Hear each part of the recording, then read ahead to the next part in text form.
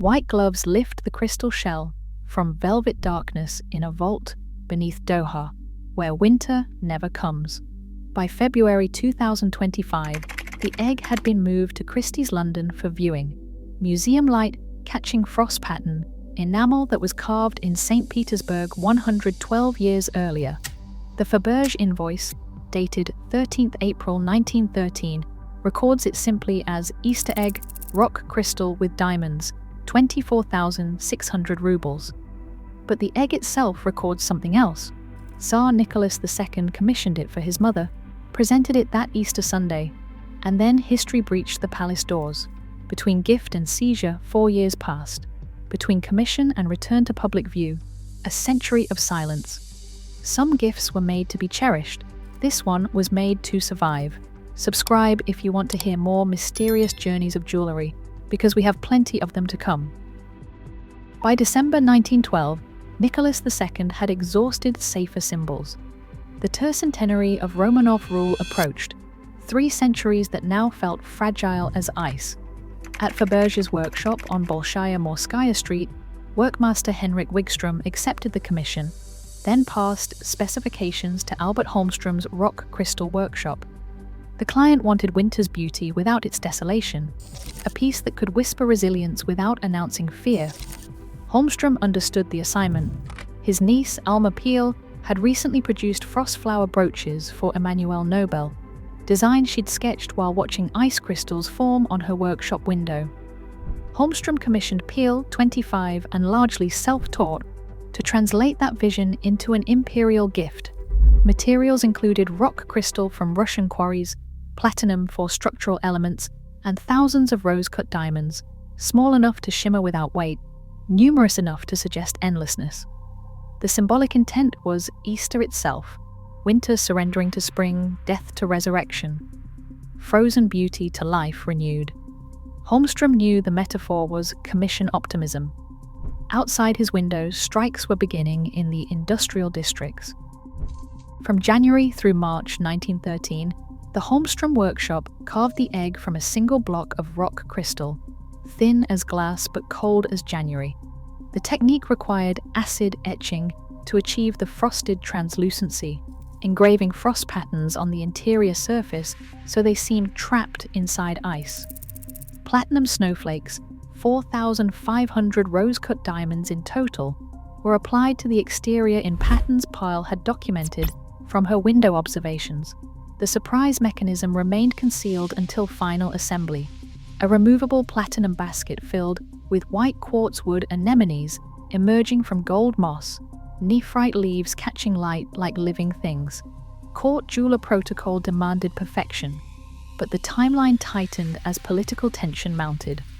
Holmstrom worked through Easter preparation, while the Duma debated labor reforms and workers in Viborg organized collective action. A letter fragment from Maria Feodorovna to her sister Alexandra, Queen of England, expressed eagerness for Nicholas's annual gift. "He knows my preferences better than I know them myself." She favored rock crystal, and had received the bay tree egg in 1911 with its singing mechanical bird. What she did not yet know was that this egg would be different, not a mechanical wonder, but a frozen beauty. The weight of crystal, the cold of platinum, the moonstone shimmer where the date 1913 appeared on the base. Beauty created while the foundation cracked beneath the empire's ballrooms. By April, presentation was scheduled. Then Nicholas hesitated. Easter Sunday 1913 arrived, April 6th by the Orthodox calendar. Nicholas presented the egg at Anichkov Palace, Maria Feodorovna's St. Petersburg residence, where she had lived since becoming Dowager Empress in 1894. Photographs from that spring show her at 65, elegant and poised, jewelry choices always deliberate. She received the winter egg with documented delight, though Nicholas's diary notes uncertainty about whether the symbolism would land as intended. Winter to spring could read as decline, not renewal, if one squinted at the metaphor. Maria placed the egg in her private rooms, not in public display cases. It joined 42 other imperial eggs she had received over 28 Easters. The tradition Alexander III had begun in 1885 with the simple hen egg, gold and enamel, now replaced by increasingly complex creations. The winter eggs inventory card at Anichkov noted received Easter, 1913, cost 24,600 rubles, the third highest sum Faberge ever charged. Maria understood value measured in symbolism, not rubles. She kept it near other crystal pieces where afternoon light could catch the diamonds. What she did not record was whether she noticed the paradox, an egg celebrating spring's arrival, commissioned during a dynasty's winter. When a gift becomes evidence of what cannot be said aloud, it shifts from decoration to documentation. For 4 years, the egg remained at Anichkov Palace, witness to Maria's daily rituals, the tercentenary celebrations, the onset of war. Then history breached the doors. March 1917 brought the provisional government's inventory teams to Anichkov Palace. By September, 40 imperial eggs were transferred to the Kremlin armory in Moscow for safekeeping, the euphemism that preceded permanent seizure. The winter egg was catalogued as state property, an item number assigned, and a gemological assessment completed. Appraisal records noted material value, platinum at 21 rubles per zlotnik, diamonds by carat weight, crystal by cubic measurement. But symbolic value resisted quantification. What price for the Romanov tercentenary's optimism, now proven hollow? The Bolsheviks who inspected the egg in 1922, when it transferred to Gokran, the state repository of valuables, saw decadence, not devotion. One curator's note described it as representative of imperial excess during a period of widespread deprivation. The egg's fate diverged from others. Some were sold immediately, others destroyed, several lost. The winter egg survived because its unfinished presentation status, Nicholas's documented hesitation, and the inventory notation that it entered Maria's private collection rather than the official treasury, marked it as personal property, slightly outside the most egregious category of state wealth. By 1922, symbolism had inverted. From devotion, the egg became evidence. From gift, it became exhibit. Beauty judged by revolutionary eyes that saw not craftsmanship, but class warfare crystallized in diamonds and platinum. Photographs from Gokran storage show eggs lined in plain wooden crates, velvet boxes discarded, intimacy replaced by bureaucratic efficiency. The winter egg, which Maria had kept near her bedroom window where morning light could find it, now sat in Moscow darkness under guard. The Soviets needed currency more than symbols. By 1927, Joseph Stalin's government had pivoted from ideology to pragmatism. It decided to sell the past to fund the future. The antiquariat received authorization to offer imperial treasures through Western dealers. The winter egg appeared in dealer catalogues described as a rock crystal egg, platinum-mounted diamond set of Russian imperial origin. The initial price was $50,000, but it failed to sell. Provenance remained too raw. Buyers understood that a state sale meant seized property, and the egg carried political implications that exceeded aesthetic appeal. In 1933, records suggest it sold to an anonymous buyer through the Armand Hammer network, though documentation remains incomplete. The sale price was significantly reduced. Hammer, an American industrialist with Soviet connections, brokered numerous such transactions. Between 1933 and 1949, the egg entered what archivists call the documentation gap, 16 years of private circulation with its identity deliberately obscured. A 1938 photograph from a London exhibition shows an egg matching the winter egg's description, attributed only as Faberge, Imperial style, circa 1913. Authentication was questioned.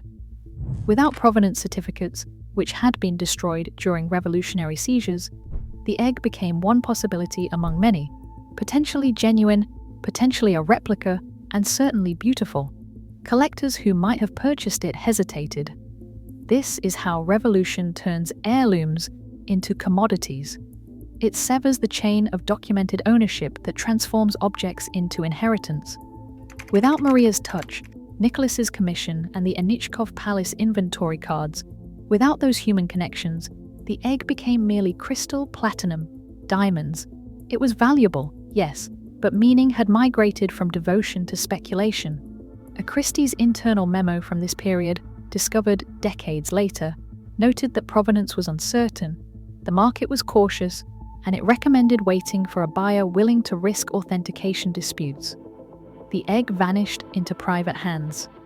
For 16 years, Winter waited in darkness.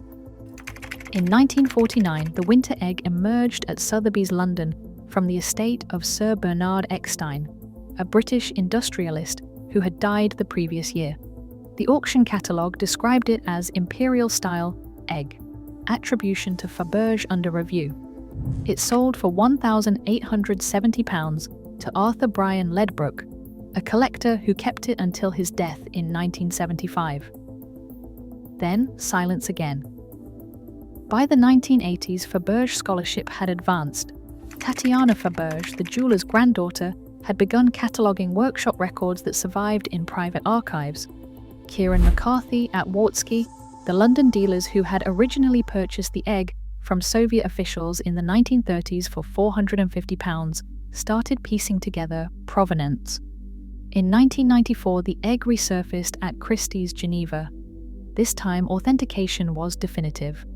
Holmstrom workshop marks were verified, Alma Paul's design sketches were located in surviving pattern books, and the Faberge invoice discovered in the Russian state archives confirmed Nicholas II's 1913 commission.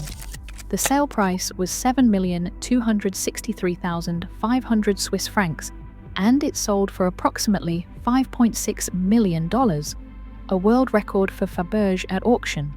Malcolm Forbes, the American publishing magnate and devoted Faberge collector, acquired it according to unconfirmed reports.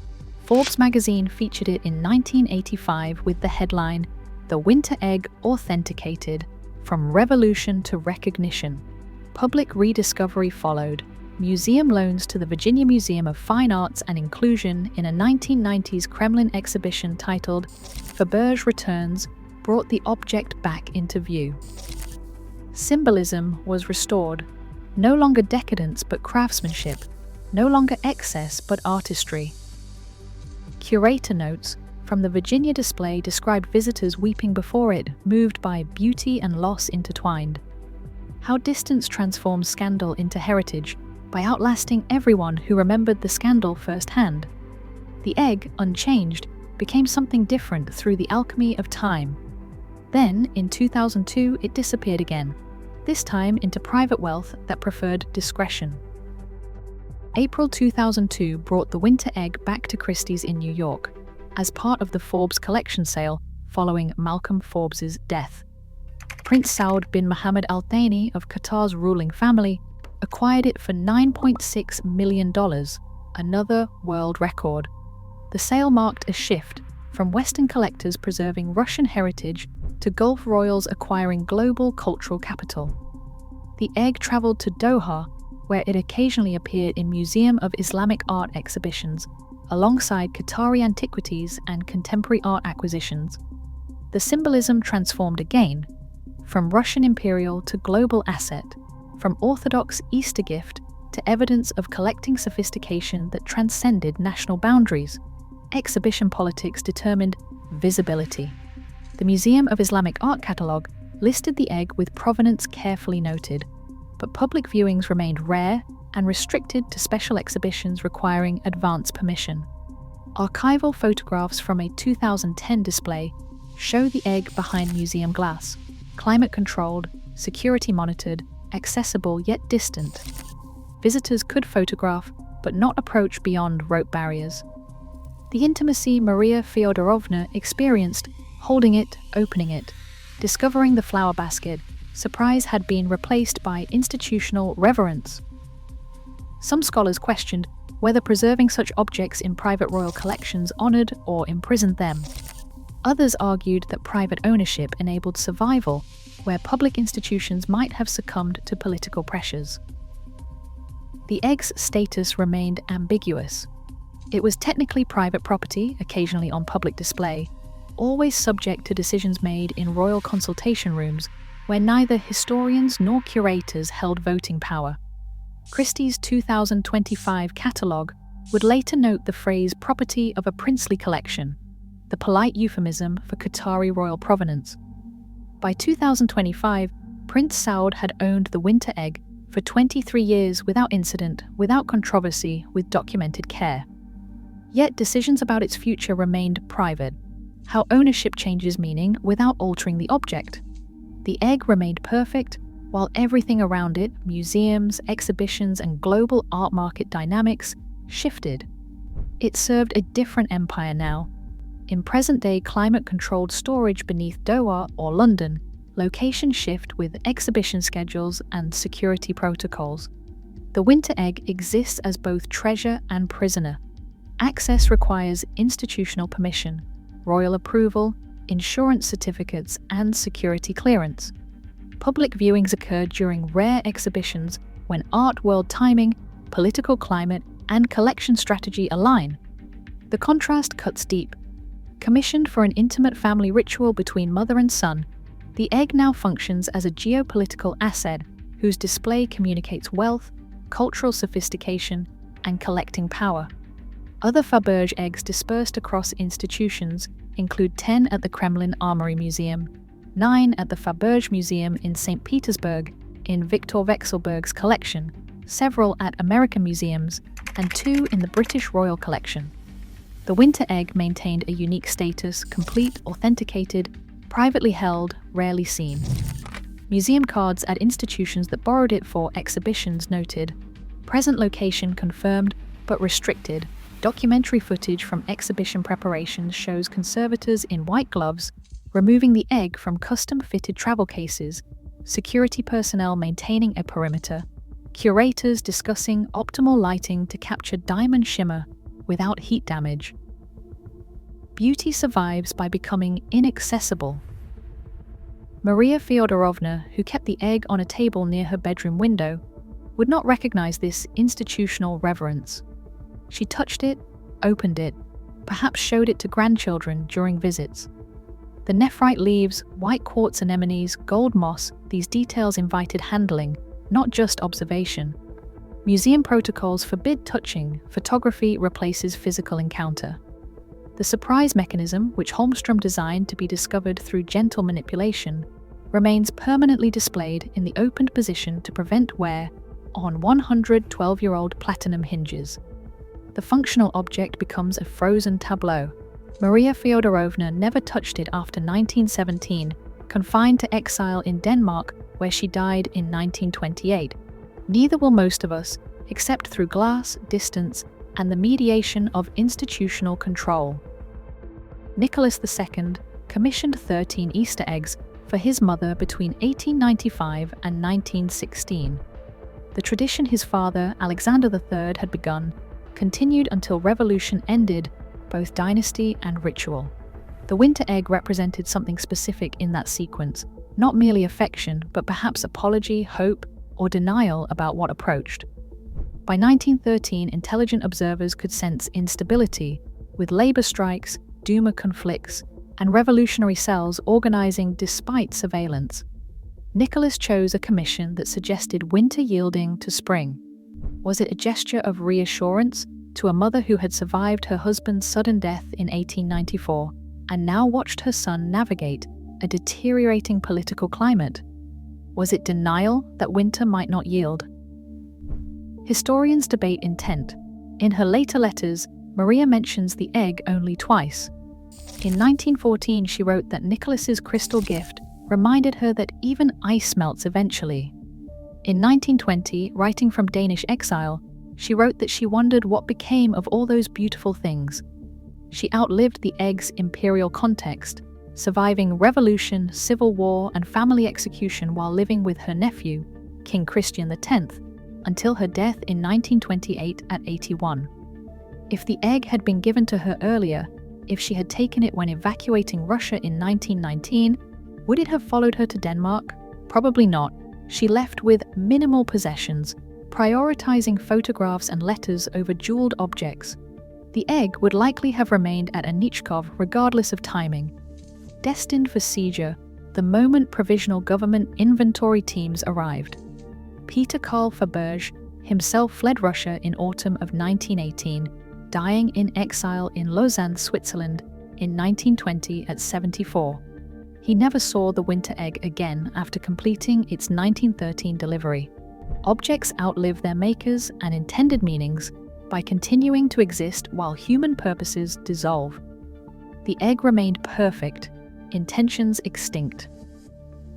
What remains is beauty that testifies to vanished certainties about inheritance, continuity, and spring's inevitability. Scholarly disputes about the winter egg focus not on beauty, but on attribution precision. Some experts question whether Alma Pearl designed the entire piece or primarily contributed the snowflake motif, with Holmström developing the structural engineering. Workshop records show both names attached to the commission, with Pearl as designer and Holmström as executing workmaster. Verification debates center on signature placements, since workmaster marks appear clearly on the platinum basket, but Faberge's own signature appears less distinctly than on other imperial eggs. Scientific analysis conducted during the 1994 authentication process confirmed a platinum alloy consistent with 1913 St. Petersburg workshops and rock crystal sourcing from documented Russian quarries. Comparison with other 1913 eggs, including the Romanov tercentenary egg given to Alexandra Feodorovna, that same Easter shows stylistic consistency in execution standards, but vastly different symbolic approaches. Alexandra's egg featured 18 miniature portraits of Romanov's Tsars, emphasizing dynastic continuity. Maria's egg featured ephemeral ice and flowers, emphasizing transformation. Whether this reflected Nicholas's different relationships with his wife versus his mother, or Faberge's assessment of each woman's aesthetic preferences, remains debated. Provenance chain gaps between 1933 and 1949 and between 1975 and 1994 create assumptions that resist definitive proof. During those decades, the egg existed somewhere, owned by someone, but documentation trails go cold. Auction houses and museums accept the current provenance narrative based on archive discoveries, expert authentication, and scientific analysis. Yet certainty about those silent decades requires faith in reconstruction rather than unbroken documentation. Why certainty matters is the tension between market value and historical truth. The December 2025 Christie's sale estimated the egg at £20 million, plus precisely because authentication had been established beyond reasonable dispute. Unverified Faberge eggs sell for thousands, not millions. The difference between documented and suspected provenance is everything in monetary terms, and nothing in the egg's physical beauty.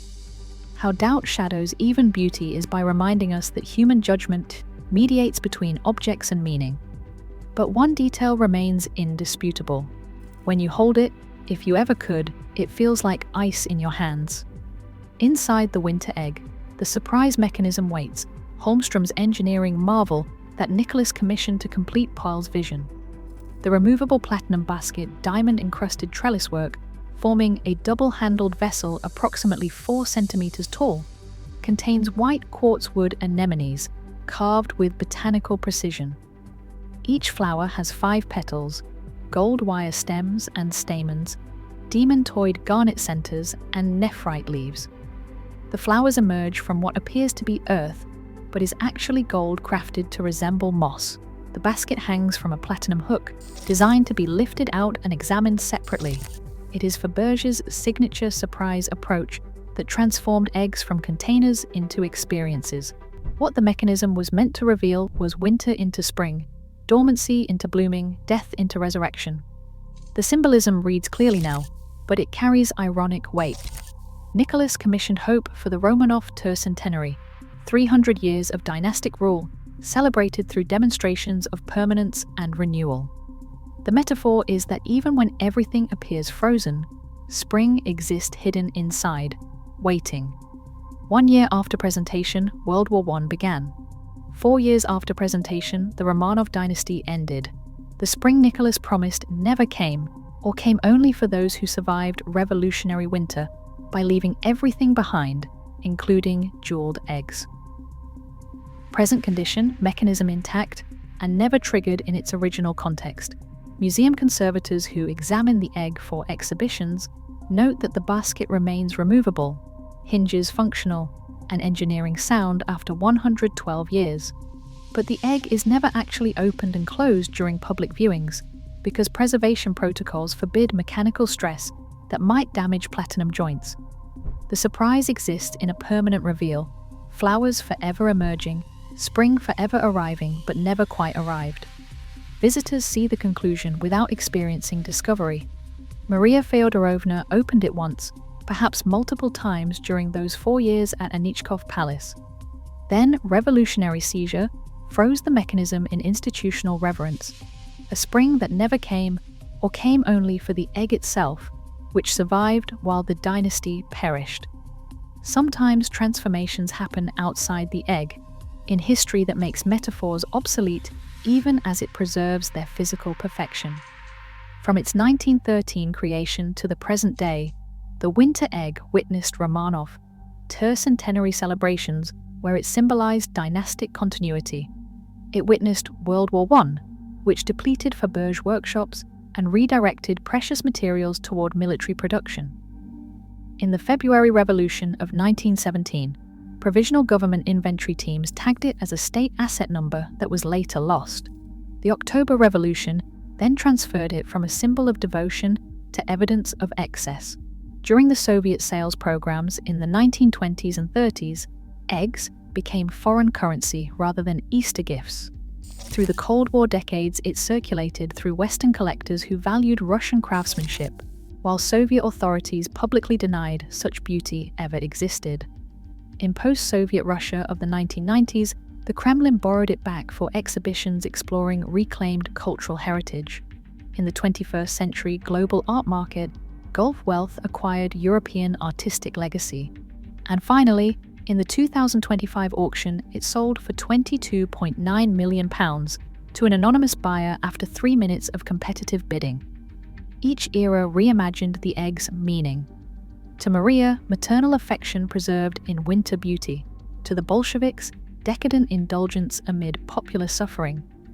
To Western collectors, rescued craftsmanship. To Qatari royals, cultural sophistication transcending national origin. To the 2025 buyer, meaning unknown and identity undisclosed.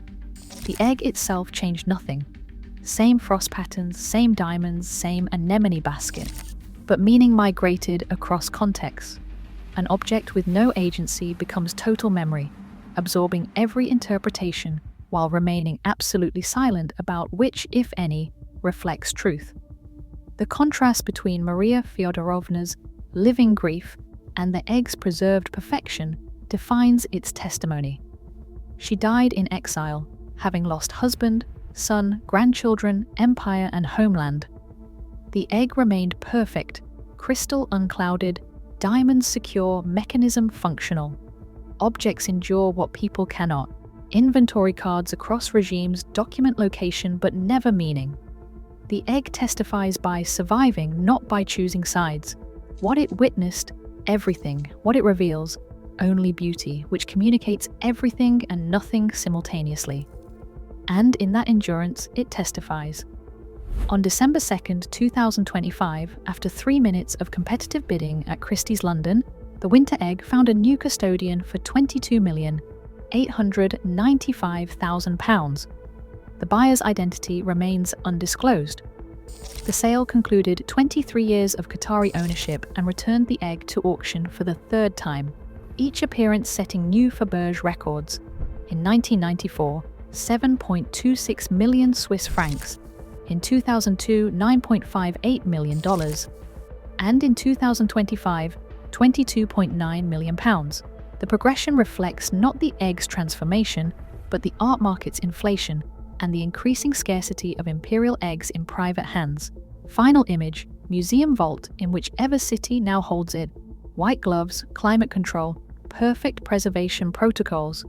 Original intent, Easter morning at Anichkov Palace, Maria Feodorovna's hands opening crystal to discover spring flowers.